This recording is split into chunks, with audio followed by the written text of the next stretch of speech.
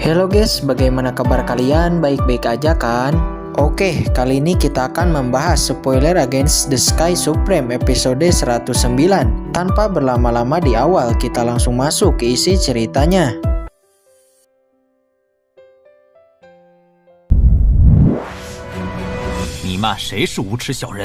Siapa yang kamu sebut penjahat tak tahu malu? Saya menaiki menara, mau berjalan cepat atau lambat itu terserah saya. Bukan urusanmu. Adapun jika kamu ingin berduel dengan saya, maka saya akan melayanimu. Mata Tan Yun dingin di saat mengatakannya. Kemudian Tan Yun berkata lagi, saya menyarankan agar kamu mengeluarkan tantangan hidup dan mati. Mendengar tantangan hidup dan mati ini, Sun Anbei ragu-ragu sejenak. Bagaimanapun dia tidak tahu sampai di mana peningkatan kekuatan Tan Yun. Melihat Sun Anbei yang ragu-ragu, Tan Yun kemudian berkata, Sun Anbei, saya telah memberimu kesempatan. Apakah kamu berani bertarung di arena hidup dan mati denganku? Jika tidak, lebih baik menyingkirlah. Saya tidak memiliki waktu untuk melayanimu.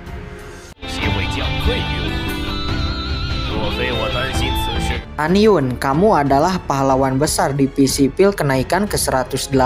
Jika aku membunuhmu di dalam duel hidup dan mati, bukan hanya aku akan menjadi musuh divisi pil, aku khawatir ketua juga akan menghukumku. Jika aku tidak khawatir dengan masalah ini, aku pasti akan berduel hidup dan mati denganmu lalu membunuhmu. Tapi walaupun begitu, aku harus tetap memberimu pelajaran, kata Sun Anbei. Di saat kata-kata ini jatuh, Sun Anbei langsung mengepalkan tinjunya. Jurus 7 tinju mistik mematikan dilayangkan Sun Anbei. Terlihat 7 bayangan tinju menerjang ke arah Tan Yun. Tan Yun, cepat menghindar, teriak Luo Pan. Melihat itu, Tan Yun sama sekali tidak menghindar. Langkah ilahi Hongmeng dipacu. Tangan kanannya dikepalkan dan langsung meninju. Tinju Tan Yun bertabrakan dengan 7 tinju Sun Anbei. Dan akhirnya 7 tinju mematikan Sun Anbei telah diblokir oleh Tan Yun. Mustahil, bagaimana bisa jurus 7 tinju mematikan dengan 50 kekuatan milikku diblokir olehmu, kata Sun Anbei. Dia terkejut. Sebenarnya tinju Tan Yun barusan langsung mematahkan dasar dari jurus 7 tinju mistik mematikan milik Sun Anbei.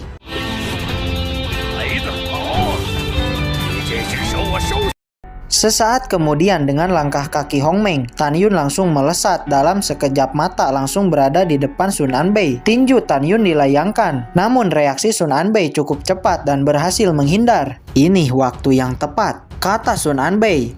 Melihat tinju Tan Yun yang melayang di depannya, sebuah pedang tiba-tiba muncul di tangannya dan bersiap menebas tangan Tan Yun. Tan Yun, hati-hati, itu pedang jiwa binatang kelas tinggi milik Sun Anbei.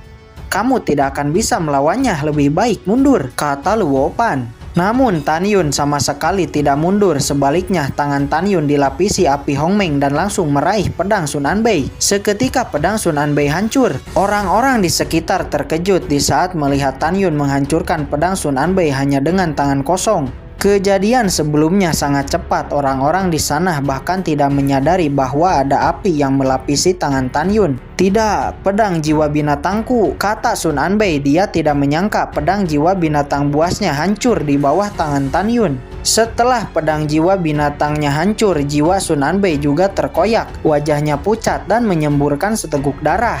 Di saat itu, Tan Yun langsung melesat lagi dan menendang kaki Sun Anbei, membuat Sun Anbei terhempas jatuh dengan keras ke tanah dan menderita luka di kakinya.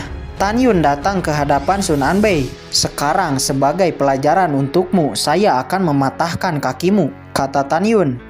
Tidak, Tan Yun, jangan, kata Sun Anbei. Nampak dia mulai ketakutan. Tan Yun mendesak tangannya, sebuah api ilahi menyebar dari telapak tangannya dan langsung mematahkan kaki Sun Anbei. Berhenti! Sebuah teriakan terdengar dari atas langit. Tan Yun menoleh ke atas dan melihat penatua ketiga Pang Siyuan yang terbang dan mendarat di sisi Sun Anbei. Tan Yun, kamu binatang tercela. Bagaimana kamu bisa melakukan hal ini kepada Sun Anbei? Kata Pang Siyuan. Nampak dia sangat marah di saat melihat kaki Sun Anbei yang patah. Penatua ketiga, muridmu lah yang pertama menyerang saya secara diam-diam, kata Tan Yun. Kemudian Pang Siyuan melirik orang-orang di sekitar. Yah, penatua ketiga memang Sun Anbei yang pertama menyerang. Mendengar ini, Pang Siyuan menghela napas dalam, membawa Sun Anbei menaiki pedang terbangnya dan bersiap untuk pergi. Penatua ketiga, tolong kasih tahu kepada Pang He dan Sun Anbei untuk jangan memprovokasi saya lagi di masa depan, atau jika tidak, saya tidak akan menahan diri, kata Tan Yun. Mendengar ini, wajah Pang Siyuan menjadi sangat jelek, menatap dingin ke arah Tan Yun dan pergi dari sana. Tan兄弟, Tan Yun, apakah kamu terluka? Kata Song Hong. Nampak Luo Pan dan Song Hong menghela napas lega di saat Pang Siyuan telah pergi dari sana. Aku tidak apa-apa. Senior Luo, senior Song, ayo kita pergi dan selesaikan permintaan kedua senior, kata Tan Yun. Hehe, itu tidak perlu. Kami membatalkan niat kami. Jika kita benar-benar bertarung, mungkin kami juga bukan lawanmu. Yah, benar itu. Lebih baik ayo pergi ke Gunung Abadiku. Kita akan minum-minum sampai mabuk, kata Song Hong dan Luo Pan. Saudara Song, saudara Luo, saat ini saya ada urusan yang harus diurus. Jika saya ada waktu luang, saya akan datang dan menemani keduanya untuk minum, kata Tan Yun dan pergi dari sana menuju Gunung Abadi Changling.